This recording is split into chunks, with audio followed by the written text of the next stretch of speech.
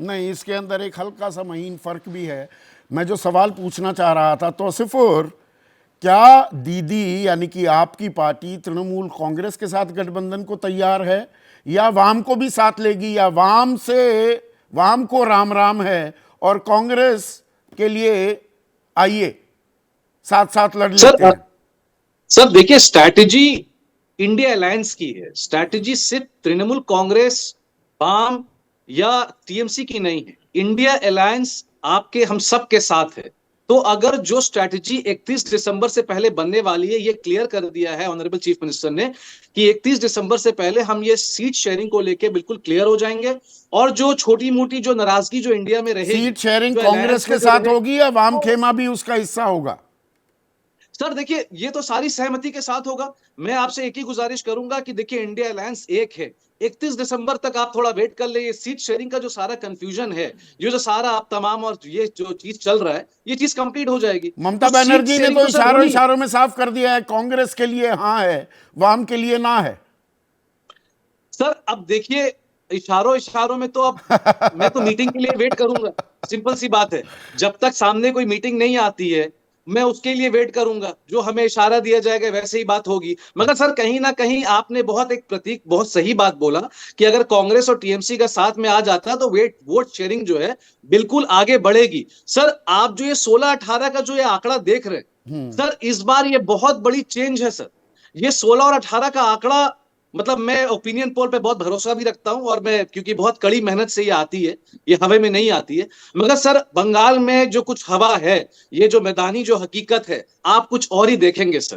3-4 मेरा जो ओपिनियन है सर, वो 3-4 से आगे नहीं बढ़ने वाला है। 3-4 से आगे नॉट पॉसिबल। 3-4 से आगे नहीं बढ़ने वाला है। प्रोफेसर दिनेश वार्ष्णेय सीपीआई के वरिष्ठ नेता हैं, वो भी हमारे साथ जुड़ चुके हैं। प्रोफेसर वार्ष्णेय, वाम खेमे की कोई जगह भी है इंडिया अलायंस में? पश्चिम बंगाल में, मैं स्पेसिफिकली पश्चिम बंगाल की बात कर रहा हूं। देखिए संदीप जी, अभी ये बहुत जल्दी है। आपको जल्दी है, मैं कह रहा हूं इससे ज्यादा देर और क्या करेंगे? उल्टी गिनती शुरू हो गई है, 75 दिन में चुनावों की घोषणा हो जाएगी। आप कह रहे हैं अभी जल्दी है। सुनिए, नहीं, हमने अपना स्टैंड क्लियर कर दिया है। हाँ। पर आपने मुझे गलत पकड़ लिया। मैं एक नेशनल काउंसिल मेंबर हूं और मैं उसकी सीक्रेसी से बना हुआ हूं। हाँ। अंदर मीटिंग में हुआ है। हाँ। पर मैं 31 दिसंबर तक आप इंतजार कीजिए। पर यह निश्चित है, डायलेक्टिकल मटीरियलिज्म से भी बंधे हुए हैं आप।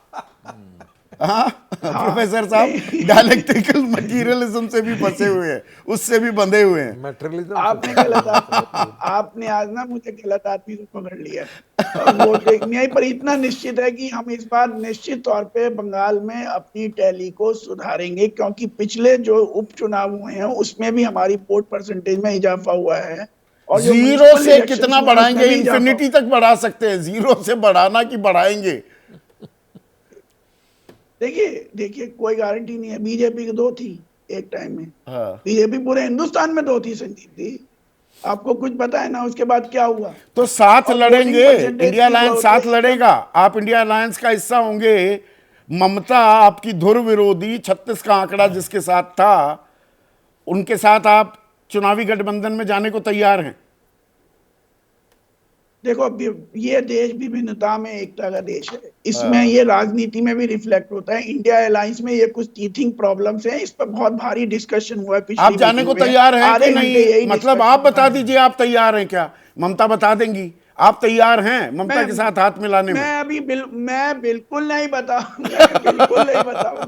आप मुझे बार बार उसी साइड घेर रहे हैं और मैं बार बार वहां से बच के निकलूंगा। ईमानदारी से कह रहा हूँ, बच के निकलूंगा। अच्छा, केरला में कांग्रेस के साथ गठबंधन में लड़ेंगे या कांग्रेस के आमने सामने लड़ेंगे?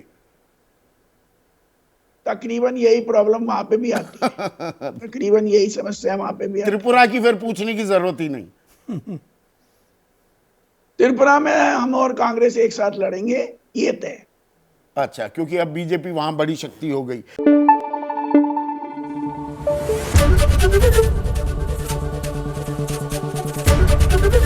एबीपी न्यूज आपको रखे आगे।